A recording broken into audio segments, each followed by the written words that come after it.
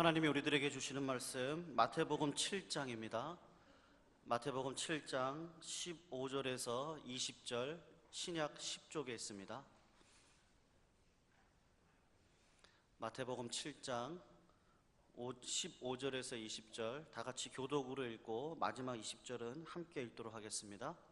15절입니다. 거짓 선지자들을 삼가라. 양의 옷을 입고 너희에게 나아오나 속에는 노략질하는 일이라.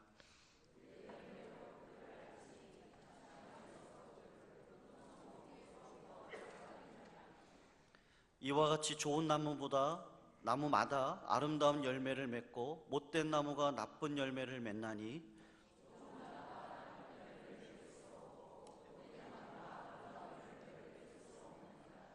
아름다운 열매를 맺지 아니하는 나무마다 찍혀 불에 던지우니라. 이러므로 그의 열매로 그들을 알리라. 아멘. 감사합니다.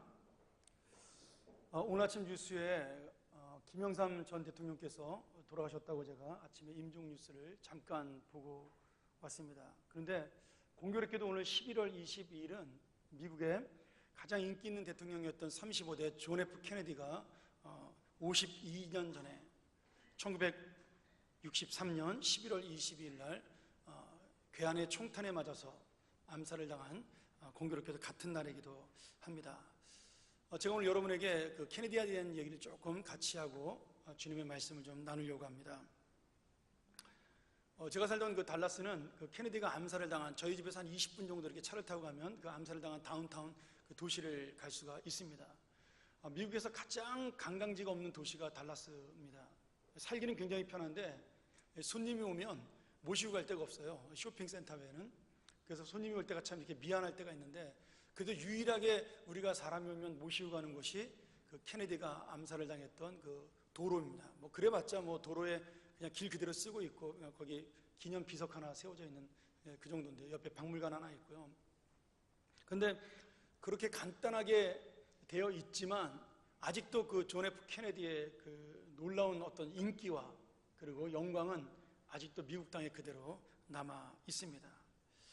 그는 일찍 죽었기 때문에 대통령 재임 기간이 22개월밖에 되지 않습니다. 1년 10개월밖에 대통령을 하지 못했어요. 절반도 못했죠. 그런데 그의 통치와 리더십에 대한 책은 지금까지 나온 책만 해도 1000권이 넘습니다. 논문은 뭐 수천 편이 되고요. 미국의 갤럽 그 조사에서 88년부터 2000년까지 매년 미국의 역대 대통령 중에 가장 인기 있는 대통령이 누구인가를 항상 이렇게 조사를 한 적이 있습니다. 근데 연속으로 12년 동안 케네디가 1등을 했었죠. 그리고 로널드 레이건 대통령이 죽은 다음부터는 그 1위를 로널드 레이건, 또 여기서는 경제가 어려우니까 경제를 살렸던 뭐 빌 클린턴, 그리고 존경하는 그 아브라함 링컨 대통령에게 이제 그 순위를 빼앗겨서 지금은 4위지만, 그럼에도 불구하고 미국에서 가장 인기 있는 대통령을 꼽으면 케네디는 항상 상위권에 속하고 모든 정치 지망생들이 닮고 싶어하고 그리고 따라가고 싶어하는 지도자로 꼽히는 사람입니다. 저도 그 리더십 공부할 때 이 케네디에 대한 책을 읽으면서 야, 이 사람 대단하다 그런 생각을 한 적이 꽤 있습니다. 제가 근데 그 개인적으로, 이거는 뭐 학자간 얘기는 아니고요, 개인적으로 케네디가 왜 이렇게 인기 있나를 한번 책을 보면서 제가 생각을 해봤더니 저는 한 3가지 정도로 생각이 들더라고요. 첫 번째는 케네디가 잘생겼습니다. 사진 보면 알겠지만 한번 더 보여주실래요? 40대에 대통령이 된 것도 최초였지만 진짜 잘생겼어요. 그러니까 미국 사람들이 가장 선호하는 전형적인 앵글로 섹슨족의 백인 금발머리를 가진 이 사람입니다. 미국 사람들도 잘생긴 사람 좋아합니다. 목사님이 잘생기면 그게 부흥합니다. 그래서 그런 외모적인 조건이 굉장히 미국 사람들의 마음에 들었고요.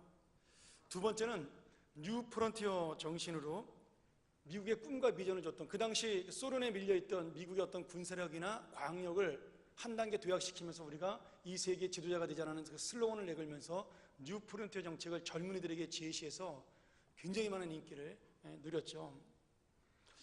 세 번째는 이게 제일 중요한데, 그가 너무나 아쉽게도 자신의 꿈을 이루기 전에 너무나 젊은 나이에 불의한 죽음을 당했다는 겁니다.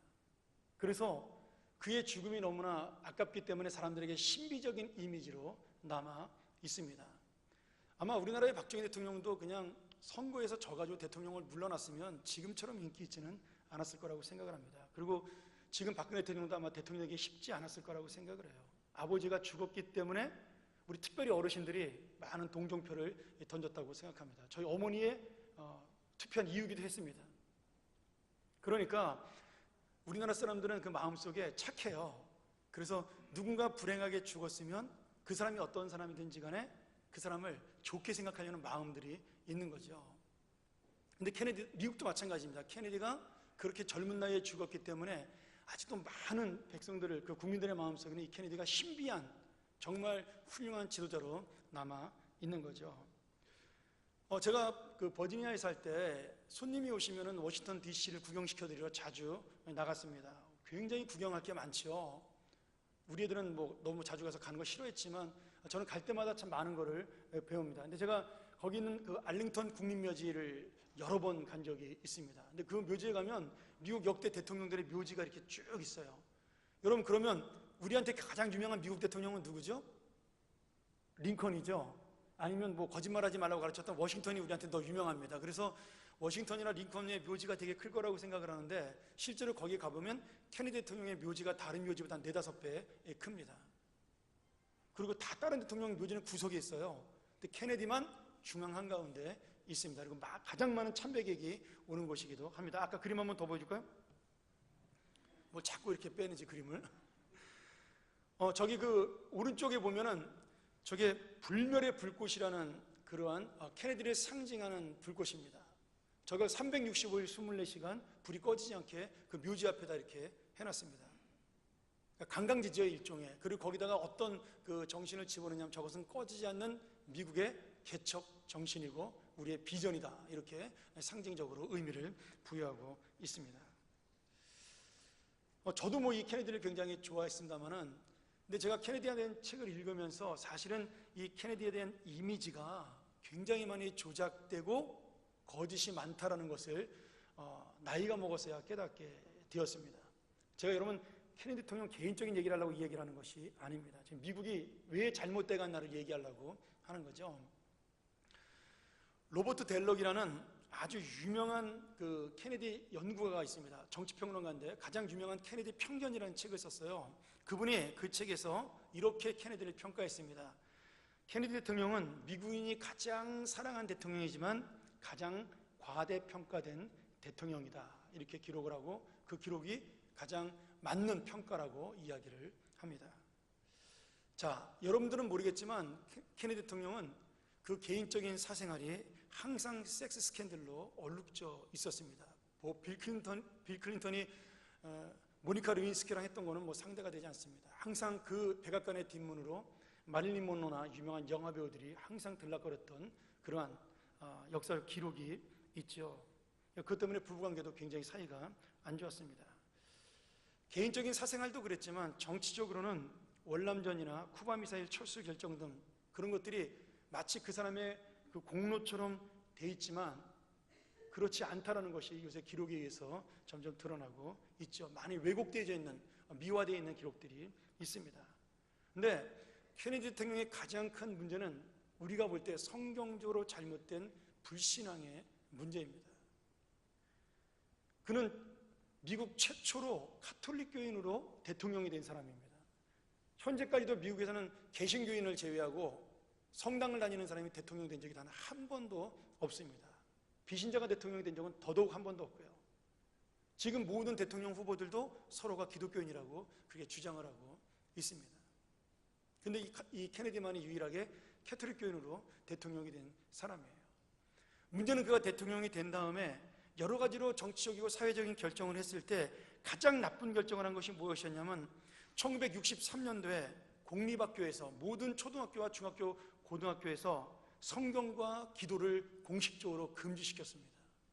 그 전까지 모든 학교들이 선생님들이 기도를 하고 수업을 하는 분들이 학교가 많았어요. 또 어떤 선생님들은 성경을 읽고 아이들을 가르치는 선생님도 굉장히 많았습니다. 그러나 63년도에 케네디가 이 종교법을 발효한 이후로 어떤 교사도 그 종교적인 기독교를 뿐만 아니라 모든 종교적인 행사를 그리고 종교적인 언사를 학교에서는 하지 못하게 금지시켜 놓았습니다. 만약 이것을 어기게 되면 교장이 파면할 수 있는 권리가 있습니다. 한 걸음 더 나아가서 이것이 발전되면서 이 영향으로 1980년도 초에는 모든 미국의 공공건물 사무실에 예수님의 십자가나 최후의 만찬과 같은 그림이나 벽화들을 전부 떼어내라고 법령이 제정되었습니다. 그리고 또 한 걸음 더 나가서 공공기관들 주변에 설치되어 있던 십자가의 조형물들, 여러분 80년대 초반까지 미국은 거의 65%가 기독교인이었어요. 그러니 모든 그 강공서에는 다 그리스도인들이 많으니까 모든 그림들이 벽들이 전부 성화였습니다. 그것들을 다 떼어내라고 법으로 제정을 하게 되었죠. 그것이 미국 연방 대법원에서 결정이 되었습니다. 그리고 87년도에서는 공립학교에서 창조론 대신 다윈의 진화론을 과학적인 것이라고 인정을 하고 가르치라는 연방 대법원의 명령이 떨어졌습니다. 그 이후로 지금까지 수많은 아이들이 창조론이 아닌 진화론만 배우고 있고 대학에 들어가서 이 진화론 때문에 많은 아이들이 신앙을 버리는 그런 불행한 사태들이 계속되고 있습니다. 그리고 지금 우리나라에도 큰 문제가 되고 있는 동성연애조차도 결국 케네디의 자유적인 신앙과 신학에 영향을 미친 사람들에 의해서 내려온 결정들이 되었죠. 제가 개인적으로 오바마 대통령을 싫어하진 않지만 오바마 대통령이 가장 존경하는 대통령도 케네디고 빌 클린턴이 모델로 삼았던 대통령도 얼굴도 비슷하게 생겼어요. 이 케네디였습니다. 그러니까 그들은 인간의 자유라는 명목하에서 신앙적인 것들을 전부 없애버린 그러한 사람들이 됐죠. 그러니까 케네디 한 사람의 자신의 그 꿈과 비전을 이루기 위한 결정들이 얼마나 지금 미국을 신앙적으로 망가뜨리고 있냐를 우리가 볼 수가 있습니다. 오늘 여러분 제가 평생 동안 한 번도 얼굴도 보지 못했던 케네디를 비난하려고 이야기를 하는 것이 아닙니다. 지금 한 사람의 잘못된 비전과 야망이 한 국가 전체를, 한 백성 전체를 망가뜨릴 수 있다는 사실을 제가 여러분에게 증거로 말씀하기 위해서 전하는 겁니다. 제가 개인적으로는 인간적으로 굉장히 좋아하는 사람입니다. 멋있고요. 여러분 오늘 말씀은 제가 하나님의 비전과 내가 원하는 야망과 소원이 어떤 차이를 가지고 있는지를 말씀을 통해 보고자 합니다. 근데 많은 똑같은 사람들이 내가 지금 하나님의 비전을 이루고 있다라고 이야기를 합니다. 근데 그것이 하나님의 비전인지 아니면 사람의 야망과 욕심인지를 보여주는 결정적인 증거가 오늘 말씀에 나와 있습니다. 오늘 주님께서 주시는 이 말씀을 보면 열매가 열리는 것을 보면서 그 나무가 어떤 나무인지를 알 수 있다라고 이야기합니다. 너무나 당연하죠. 여러분 나무에 사과가 열리면 그 나무는 무슨 나무죠? 사과나무입니다. 감이 열리면 감나무죠. 포도가 열리면 그 나무는 포도나무입니다. 다른 나무는 우리가 없는 거죠. 물론 요새 이상하게 접종하는 나무도 있지만 그래도 일반적인 상식으로 그 나무는 자기한테 맞는 열매를 맺게 되어 있는 겁니다. 다시 말하면 내 인생이 어떤 열매를 맺는지를 분명히 우리가 보면은 내가 지금 하나님의 나무로 자라서 올바른 비전을 이룬 것인지 아니면 내 욕심의 열매를 이룬 것인지를 그 증거로 알 수가 있는 겁니다. 여기에는 세 가지의 큰 의미가 담겨져 있습니다. 첫째로 모든 나무는 그 나무에 맞는 열매를 맺습니다. 우리 지지난주에 배웠습니다. 갈라디아서 6장 7절과 8절 스스로 속이지 말아라. 하나님은 만홀이 너희들에게 우습게 여김을 받지 아니하시는 분이다. 사람이 무엇으로 심든지 그대로 거두리라. 자기의 육체를 위하여 심는 자는 육체로부터 썩어진 것을 거두고 성령을 위하여 심는 자는 성령으로부터 영생을 거둔다라고 우리가 지지난주에 말씀을 들었습니다. 여러분 내가 하나님의 비전을 심으면 거기서 하나님의 열매가 맺힙니다. 그런데 하나님의 비전처럼 보이는 교묘하게 숨겨진 내 야망을 심으면 처음에는 몰라요. 그러나 그 언젠가 때가 되면 거기서 무슨 열매가 맺혀요? 내 욕심과 야망의 열매가 맺히는 겁니다.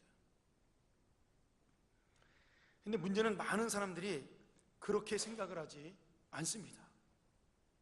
교회만 나오고 기도만 한다면 내가 욕심을 심고 야망을 심어도 거기에서 내가 원하는 돈도 나오고 명예도 나오고 권력도 나오고 학벌도 나오고 거기에 성령의 역사와 영생도 나온다고 그렇게 착각을 하는 거죠. 여러분, 천만의 말씀입니다. 하나님 말씀 그대로 심은 그대로 거둡니다. 근데 교회마저도 어떤 분들은 이렇게 잘못된 말씀을 전하는 분들이 있어요. 그게 안타깝죠. 여러분의 야망을 심어도 성령 열매를 맺을 수 있다라고 그렇게 가르치는 분들이 있습니다. 좋은 대학을 나와야 성공한다라고, 그것이 하나님의 영광을 드러내는 것이라고 가르칩니다. 여러분, 아무런 상관이 없습니다. 좋은 대학과 좋은 직장은 하나님의 영광과 눈꼽만큼도 상관이 없어요. 그 사람이 그 직장에서 그 학교에서 어떤 열매를 맺느냐가 문제인 거죠. 사람의 야망을 심는 교회는 세상에서 큰 교회가 될 수 있습니다. 분명합니다. 목사 개인의 노력과 능력으로 잘생긴 목사가 멋진 설교를 하면 야망을 가지던 욕망을 가지던 그 교회는 성장을 할 수 있습니다. 겉으로 큰 교회로 자랄 수가 있는 거죠. 그러나 절대로 영혼들을 살리고 하나님의 나라를 회복하는 교회로 서지는 못합니다. 그 증거가 무엇인지 아십니까? 지금 한국 교회입니다. 한국에 세계에서 가장 큰 교회가 교단마다 다 있습니다. 모든 교단의 세계에서 가장 큰 교회는 한국에 있습니다. 순복음교회, 감리교회, 침례교를 제외한 장로교회, 모든 교단들, 세계에서 제일 큰 교회가 한국에 다 있어요. 그런데 여러분, 상식적으로 한번 생각을 해보세요. 수만 명이 모이는 교회들이 점점 늘어나고 교회가 점점 숫자가 늘어나면 누가 늘어나야 되죠? 안 믿는 사람들이 점점 예수 믿는 사람들로 늘어나야 됩니다. 성도가 늘어나야 돼요. 근데 우리 한국교회는 이미 10년 전부터 교인들이 줄어들기 시작을 했습니다. 건물은 훨씬 더 멋있어지고 건물은 훨씬 더 커졌지만, 그리고 그 교회의 교인들은 10,000명에서 20,000명으로 30,000명으로 늘어났지만 전체적인 한국교회 교인들 숫자는 1년에 수십만씩 줄어들고 있습니다. 가끔 우리 교회에 너무나 고풍스럽고 멋있다고 사진 찍으러 오는 관광객들이 굉장히 많습니다. 여러분, 우리 교회는 65년도로 건물을 바꾸지 않았어요. 물론 리노베이션 하긴 했지만 이 본당도 거의 그대로잖아요. 그래서 어떤 때는 저도 젊으니까 교회가 좀 더 멋있고 현대식인 건물이 부러울 때도 있습니다. 조명도 좀 멋지게 좀 비춰주고, 그리고 좀 따뜻하고 시원한 그런 교회를 원할 때가 있습니다. 뭐 사람의 욕심이다, 그렇죠. 근데 그렇게 교회 건물을 멋있게 짓고 아름답게 지어서 최신식의 아름다운 건물을 짓는다 하더라도 거기에 진정한 하나님의 십자가와 복음이 없으면 그 교회는 그냥 건물에 불과합니다. 돌덩어리에 불과한 거예요. 한국교회 수많은 교회들이 더 많이 생기고 더 화려한 교회들이 몇 천억씩 들여서 교회를 수천 개를 세워도 여러분, 거기에 십자가의 복음이 사라지고 하나님의 정말 귀한 영혼의 열매들이 맺혀지지 않는다면 언젠가 우리 한국교회도 카톨릭 교회들처럼 텅텅 빈 유럽교회의 역할을 맡게 될 것입니다. 왜 그럴까요? 그 교회들에게서 하나님의 열매가 나타나지 않기 때문입니다. 왜요? 겉으로 볼 때 화려하지만 잘못된 나무를 심었기 때문에, 잘못된 씨앗을 뿌렸기 때문에, 내 마음의 욕망을 거기에 심었기 때문에 나오는 열매들이 지금 기독교에 대한 불평과 원망과 그리고 교인들이 줄어드는 그런 결과입니다. 오늘 우리가 그 미국도 마찬가지고 유럽도 마찬가지고요. 지금 전 세계적으로 모든 교인들이 줄어들고 있습니다. 이슬람화 돼가고 있죠, 유럽은. 그러면 문제를 한번 생각해 봐야죠. 왜 그럴까요? 저는 둘 중에 하나라고 봅니다. 교회가 잘못된 욕망의 나무를 심어서 자기 욕심의 열매를 맺었던지, 아니면 제대로 된 하나님의 비전과 꿈을 심었는데 하나님이 문제가 계시고 능력이 없어서 이 세상을 바꾸지 못하든지, 둘 중에 하나입니다. 그게 지금 우리 열매잖아요. 여러분, 누구한테 문제가 있을까요? 누구한테 문제가 있죠? 우리한테 문제가 있겠죠. 하나님한테 문제가 없습니다. 그러니 당연히 우리한테 문제가 있는 겁니다. 사랑하는 여러분, 우리의 교회가 10년, 20년 뒤에 이 멋지고 아름다운 건물보다 더 중요한 것은 이 교회를 통하여 살아나는 영혼들이 얼마나 이 자리를 채우고 있느냐입니다. 그것이 바로 하나님께서 우리에게 원하시는 우리의 하나님의 열매요 비전입니다. 사랑하는 여러분, 우리가 지금이라도 잘못된 나무를 심었다면 열매를 맺기 전에 나무를 빨리 바꿔 심어야 됩니다. 이미 그 나무가 열매를 맺기 시작하면 늦습니다. 예수님께서 뭐라고 말씀하시죠? 그 열매가 잘못된 열매를 맺게 되면 하나님의 심판의 때 그 나무는 도끼로 찍히고 불에 태워 없애겠다라고 말씀하셨기 때문입니다. 저는 우리 교회가 그런 나무가 되지 않기를 소원합니다.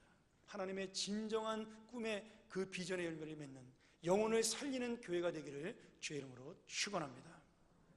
오늘 우리가 새가족 환영회를 하죠. 바로 그 새가족 환영회가 그런 의미에서 중요합니다. 많은 분들은 우리 교회에 오래 오지 못했습니다. 그러나 감사하게도 오신 분들 대다수가 예수를 믿지 않는 불신자들이 우리 교회에 와서 복음을 듣고 하나님의 누군지를 알게 된, 예수 그리스도를 구주로 믿게 된 분들이 많습니다. 너무나 감사한 일이죠. 물론 다른 교회에서 오시는 분도 있으면 더 좋겠지만 저는 그러나 우리 교회가 복음의 근본적인 교회로 가고 있다고 생각을 합니다. 한시에 똑같이 우리 SL 청년부에서도 새가족 환영이랍니다. 이 녀석들은 우리보다 전도를 더 잘했어요. 우리보다 두세 배가 넘게 새로 왔습니다. 여러분, 이게 얼마나 감사한 일인지 모릅니다. 지금 이 서울 안에서, 이 사대문 안에서 청년부가 부흥하는 교회가 0.1%도 되지 않습니다. 청년부 없는 교회가 70%가 넘고요. 근데 우리 교회는 너무나 감사하게 신의 한가운데 있음에도 불구하고 청년들이 부흥하며 힘있게 나아갑니다. 저는 날마다 그게 얼마나 감사한지 몰라요. 우리 SL구간 젊은 아이들이 30대가 자라고 있다는 사실이 저한테 얼마나 큰 꿈과 비전을 주는지 모릅니다. 여러분, 우리가 그 아이들이 정말 우리의 열매들인 그 아이들이 잘못되지 않도록 하나님의 또 다른 나무로 자라기 위해서 우리가 기도를 멈추지 말아야 할 것입니다. 두 번째로, 그 나무의 열매는 내가 원하는 열매가 아니라 하나님이 원하는 열매를 맺어야 가치가 있습니다. 여러분, 사과 열매는 사과의 가치가 있습니다. 감의 열매는 감으로서의 가치가 있죠. 우리는 흔히 그렇게 생각을 합니다. 내가 원하는 열매를 맺고 내가 원하는 꿈을 이루어야 그것을 성공이라고 생각을 합니다. 물론 세상적으로 그 얘기가 맞습니다. 그런데 성경적으로는 아닙니다. 신앙적으로는 내가 아니라 하나님 앞에 올바른 열매를 맺은 것이면 그것이 비전을 이룬 것이고 그것이 성공한 인생입니다. 여러분, 제가 좋아하는 등산가 중에 에드먼드 힐러리가 있습니다. 세계 최초로 에베레스트산을 정복한 사람이죠. 그래서 뉴질랜드 사람이지만 영국 여왕이 귀족의 자기를 들여서 힐러리경으로 지금도 불리고 있는 사람입니다. 그가 1940년도에 청년이었을 때 이 에베레스트산을 도전하게 됩니다. 그리고 멋지게 보기 좋게 실패하고 맙니다. 경험 부족으로. 그러나 그는 내려오면서 그 산을 향하여 이렇게 유명한 말을 남깁니다. 산아, 너는 자라나지 못한다. 그러나 나는 자라날 것이다. 나의 기술도 나의 힘도 나의 경험도 나의 장비도 자라날 것이다. 나는 반드시 다시 돌아온다. 다시 올라 반드시 너의 정상에 설 것이다. 그리고 그 산을 실패로 내려옵니다. 약 10년 후인 1953년 5월 29일 그는 다른 산악인 2명과 함께 멋지게 세계 역사상 처음으로 에베레스트산을 정복을 하게 되죠. 그리고 온 세계 사람들이 기억하는 유명한 힐러리 경이 됩니다.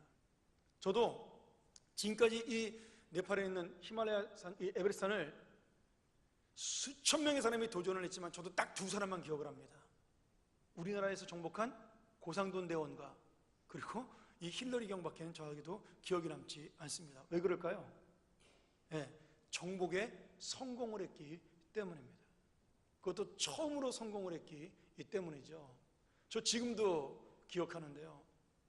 제가 중학교 2학년 때였던 것 같아요. 고상돈 대원이 76년도인가요? 7년도인가요? 그 에베레스트산 정복해가지고 여기 미도파 백화점 지금 없어진 거기서 그 등반 기념 그 전시회를 한 적이 있습니다. 친구들하고 많이 구경하러 왔었습니다. 지금 수십 년이 지났지만 제 머릿속에 고상돈 대원의 이름이 잊혀지지가 않는 거죠. 왜요? 세상적으로 볼 때 성공했기 때문입니다. 그러면 지금까지 수만의 사람의 등산가들이 에베레스트산을 올라갔는데 올라간 실패한 사람들은 다 인생은 실패한 건가요? 천만의 말씀입니다. 그렇지 않죠. 그분들은 그분들 나름대로 최선의 인생을 산 것입니다. 여러분, 사람들은 성공한 사람을 기억하고요, 사람들은 원하는 것을 이룬 사람을 기억을 합니다. 그런데 하나님의 성공은 절대로 그렇지 않습니다. 사도행전 12장에 보면 아주 재미있는 이야기가 나옵니다. 예루살렘 교회가 세워진 다음에 2장부터 12장 사이에 이런 이야기들이 쭉 나와요. 교회가 부흥을 하니까 겁을 먹은 대제사장과 바리새인들이 사도 야고보를 잡아다가 감옥에 가두고 그를 목베어 죽입니다. 교회가 겁을 먹죠. 그리고 또 한 사람인 베드로 사도를 잡아다가 감옥에 가둡니다. 그런데 야고보는 목베어 죽임을 당하는데 베드로는 천사가 나타나서 구출해 줍니다. 여러분, 그러면 야고보는 실패한 것이고 베드로는 성공한 것인가요? 자, 좀 더 앞으로 나갈까요? 7 집사를 사도행전에서 초대교회가 세운 다음에 스데반 집사가 나중에 집사의 직분을 넘어서서 복음전도자까지 가게 됩니다. 그래서 하나님의 복음을 전하는데 참 재밌게도 베드로가 복음을 딱 전하면 3,000명, 5,000명이 예수를 믿고 열광을 했습니다. 근데 스데반이 베드로보다 훨씬 더 유창하게 복음을 전했는데 3,000명이 전도된 것이 아니라 3,000개의 돌멩이를 맞고 죽었습니다. 여러분, 그러면 베드로는 성공이고 스데반은 실패한 건가요? 여러분, 하나님의 눈으로 잘 보시기 바랍니다. 우리 인생도 마찬가지죠.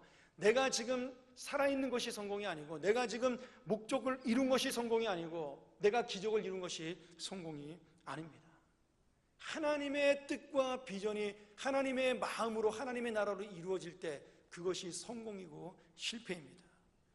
베드로가 기적적으로 구원을 받은 것은 그 당시에 교회의 지도자로 베드로가 아직도 살아있어야 될 필요가 있기 때문에 그렇게 천사가 구원을 한 것입니다. 그때가 끝났을 때 베드로도 순교를 당하죠. 야고보가 그때 죽었던 것은 그 초대교회 교인들로부터 환난과 핍박 중에도 기도함으로 이것을 이기라는 하나님의 그 은혜를 주기 위함입니다. 스데반이 돌에 맞아 죽은 것은 그가 돌에 맞아 죽고 싶어 죽은 것이 아니죠. 스데반의 순교는 자기도 모르는 사이에 자기는 죽었지만 전 세계로 사도행전에 있는 초대교회들이 퍼져나가는 그런 온 유대와 사마리아와 땅끝까지 복음을 전하게 되는 계기가 됩니다. 결국 사도 바울이라는 위대한 복음 전도자가 탄생하게 되고요, 전 유럽의 복음을 전하게 됩니다. 우리가 볼 때 스데반은 힘없이 돌멩이에 맞아 죽은 사람이었지만 그러나 그의 죽음은 전 유럽을 복음화시킨 씨앗이 그리고 된 것이지요. 그 열매는 물론 사도 바울이 맺었지만 결국 그 나무를 심은 사람은 스데반입니다. 여러분, 그때는 아무도 몰랐어요. 열매도 아니고 씨앗을 심었는데 그 씨앗이 이처럼 엄청난 유럽의 복음을 전하고 미국 땅의 복음이 전해지고 이 아시아까지 우리에게까지 이런 복음이 전해질 줄은 아무도 몰랐습니다. 여러분, 스데반의 죽음이 바로 그러한 효과를 나타낸 겁니다. 우리가 지금 눈에 크게 보이고 내가 원하는 열매를 맺어야 비전이 성공했다, 내 꿈이 이루어졌다고 생각하는 것은 착각입니다. 사람의 야망은 아무리 멋진 것을 이루고 아무리 위대한 것을 이루어도 죽으면 사라집니다. 오늘 김영삼 대통령이 죽었지만 그의 공과 사는 아마 이 장례가 끝나는 것으로 모든 사람들의 머리에서 잊혀질 것입니다. 역사책에나 기록에 남겠죠. 그러나 여러분, 예수 그리스도는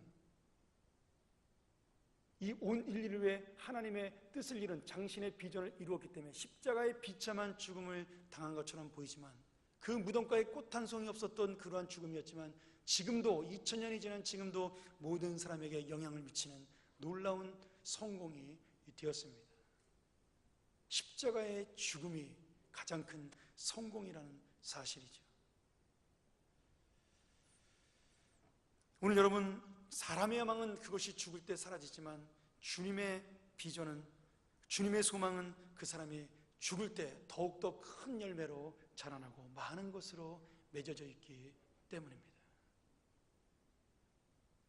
오늘 여러분, 예수님께서 그 증거요, 성경에 나오는 많은 순교자들이 그 증거를 보여주고 있습니다. 그러니 여러분, 우리가 지금 살아가는 데 인생이 실패인 것처럼 보이고 아무것도 이루지 못한 것처럼 보이더라도 나 한 사람으로 인해서 하나님의 은혜를 받은 내가 복음을 전하여 나로 인하여 어떤 사람이 전도가 되고 영향을 받고 내 자손이 그것 때문에 예수를 믿는 그런 놀라운 일들이 한 가지씩이라도 일어났다면 여러분은 인생을 결코 실패한 인생이 아니에요. 지금 힘없는 인생도 아닙니다. 여전히 성공하고 있고 지금도 우리는 하나님의 비전을 향하여 달려가는 열매를 맺는 인생입니다. 한 가지만 더 이야기할까요? 세 번째로 가장 중요한 건데요, 나무의 열매는 절대로 스스로 맺지 못합니다. 농부의 돌보심이 있듯 하나님의 은혜가 있어야 열매를 맺을 수가 있습니다. 그래서 더더욱 내가 원하는 열매가 아니라도 하나님이신 열매를 비전과 그 뜻으로 알고 감사할 수 있어야 합니다. 제가 중학교에 입학했을 때 제 그 교실 칠판 뒤에 크게 우리 선생님이, 담임 선생님이 영어로 이렇게 써놨습니다. Do your best 이렇게 써놨습니다. 뭐라고, 무슨 뜻이죠? 최선을 다하라, 그런 거잖아요. 영어 모르세요? 최선을 다한다고. 그러면서 이렇게 가르쳤어요. 너희들이 최선을 다하고 성실하면 반드시 성공한다. 저는 그 말을 믿고 정말 성실하게 살려고 노력을 했습니다. 그러나 제가 그 선생님의 나이가 되었을 때 그 선생님의 말씀은 맞지만은 않다는 사실을 깨닫게 되었습니다. 여러분, 성공한 사람은 전부 다 성실했던가요? 아니, 바꿔서 이야기할까요? 성실하고 최선을 다하면 다 여러분이 원하는 성공을 얻을 수 있나요?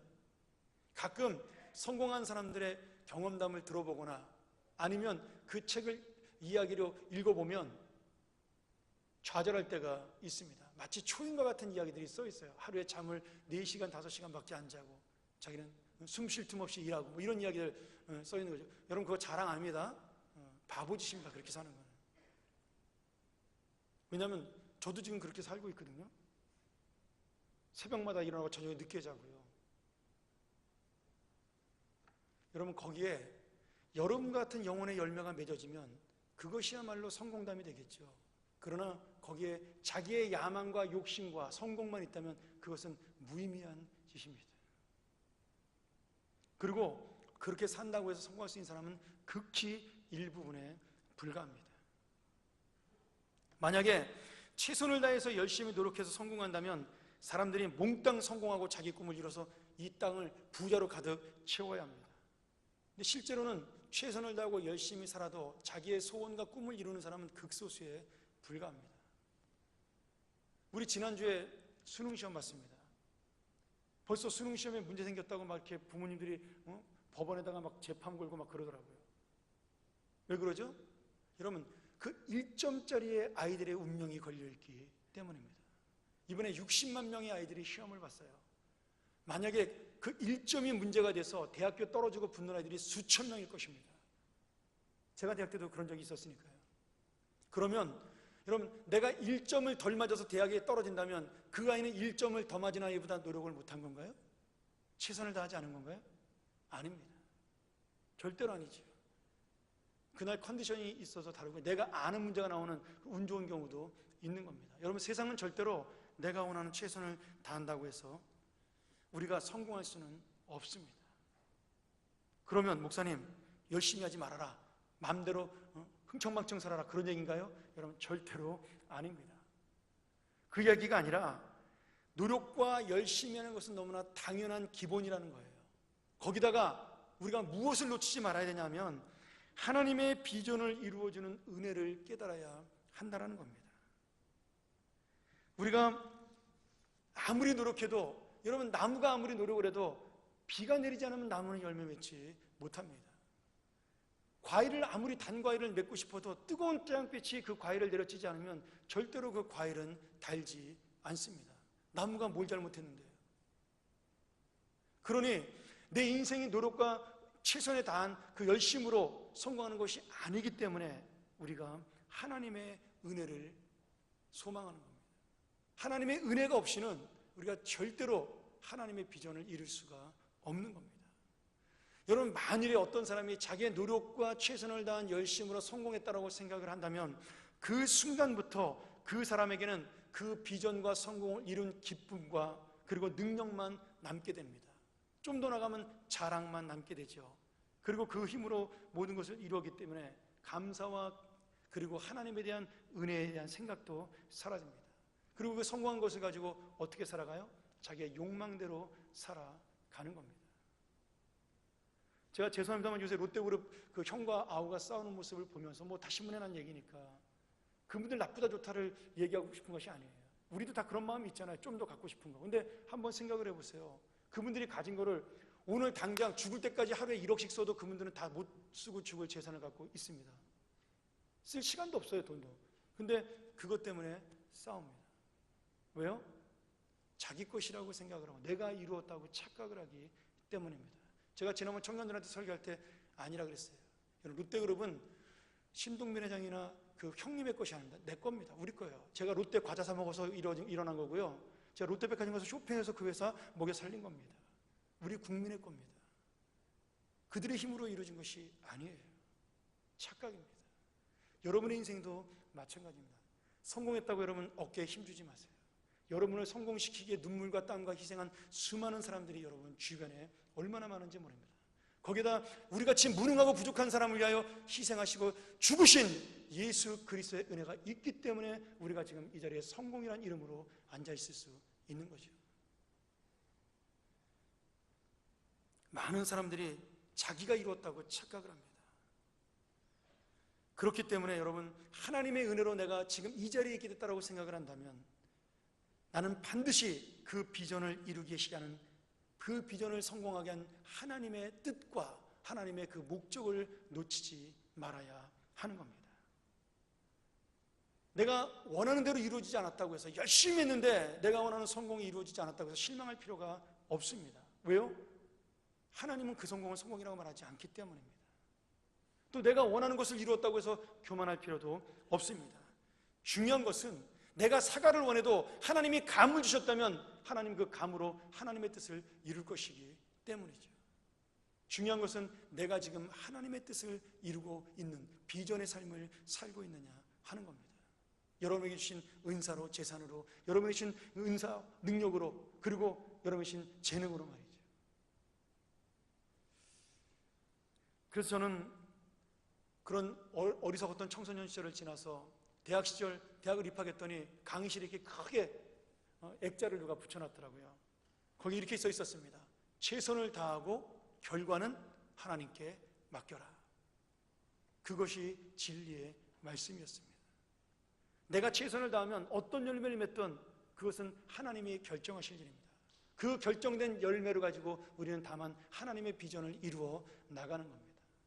그런 여러분, 낙심도 교만도 우리에게는 필요하지 않습니다. 오직 우리에게는 이 열매를 맺게 하신 하나님의 뜻과 목적을 찾는 비전의 삶이 필요할 뿐이죠. 자, 마지막으로 한 가지만 더 이야기하고 마치도록 하죠. 조엘 오스틴 목사님이, 제가 좋아하는 목사님은 아닙니다. 그 설교 시간에 이런 이야기를 했는데 그 설교 내용 자체는 복음적이진 않았지만 이 예화가 너무나 좋았어요. 제가 그래서 이 예화를 여러분에게 잠깐 전하고 말씀을 마치도록 하죠. 어느 산에 세 구리의 나무가, 아주 아름다운 나무가 있었습니다. 이 세 나무는 소원을 가지고 있었어요.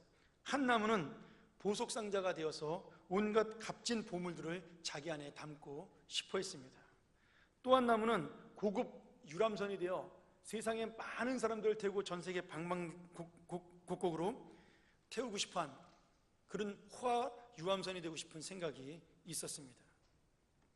또 한 나무는 높이 높이 자라서 하늘 끝까지 자기의 끝이다, 하늘의 영광을 나타내는 그런 나무가 되기를 원했습니다. 그런데 이 세 나무가 원하는 대로 꿈이 이루어졌으면 얼마나 좋겠어요? 세상은 그렇게 만만하지 않았습니다. 몇 년이 지난 다음에 나무꾼이 와서 그 나무들을 싹 다 베어버리고 말았는데, 보석상자가 되고 싶었던 첫 번째 나무는 소와 말의 여물통이 되고 말았습니다. 호화 유람선이 되고 싶었던 두 번째 나무는 어부들이 잡는 낡은 배가 되고 말았습니다. 고깃배가 된 거죠. 그리고 끝까지 남아 하나님께 영광을 드리고 싶었던 가장 아름다웠던 나무는 나무꾼에게 허무하게 잘려 아무 사용처도 없이 그냥 통나무 더위에 쌓여진 그런 나무 줄기가 되었습니다. 나무 덩어리에 불과하게 되었어요. 새 나무들은 자신의 꿈이 이루어지지 않은 그 자신들의 인생에 대해서 몹시 낙심하고 한탄하며 살게 되었습니다. 그리고 오랜 시간이 지났어요.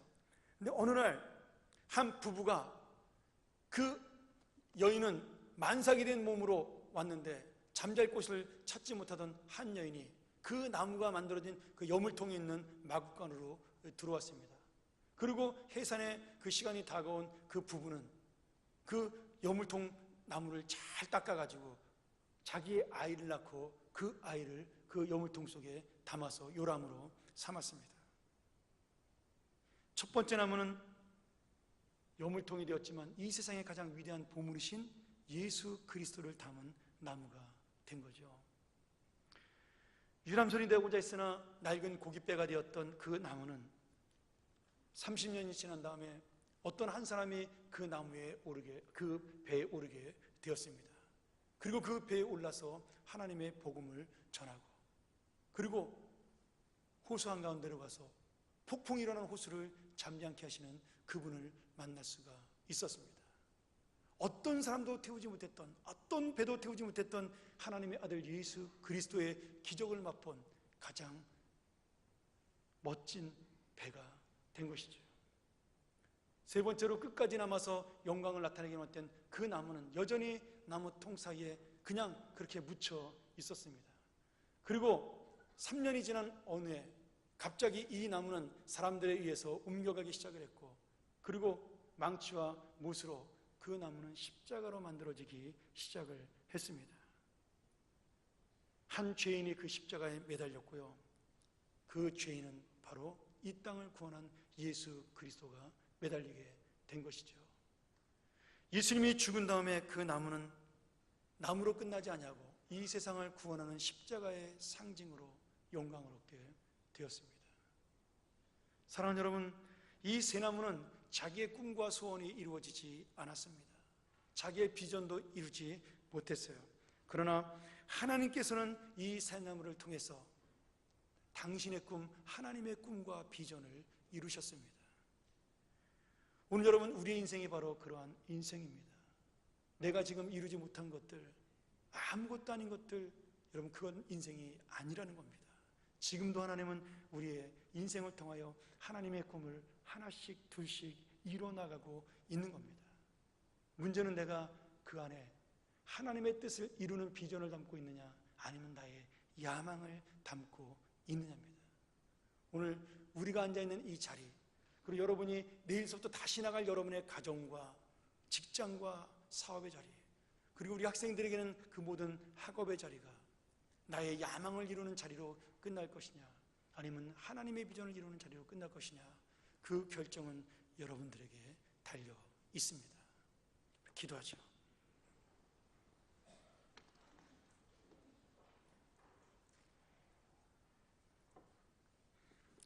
하나님 아버지, 감사합니다.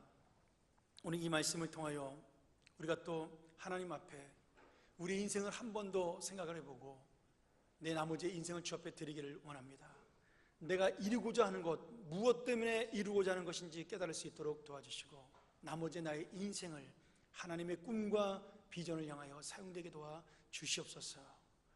어느덧 나의 야망과 소원이 하나님의 뜻으로, 하나님의 사랑으로 하나님의 비전을 이루는 자가 되게 축복하여 주옵소서. 나의 가정이, 나의 직장이, 나의 사업과 나의 학업이, 그리고 사랑하는 나의 자녀들이 이 하나님의 비전을 이루는 통로가 되게 하여 주옵소서. 이 교회가 하나님의 비전을 이루는 아름다운 그릇이 되게 하여 주옵소서. 예수님의 이름으로 간절히 기도하옵나이다. 아멘.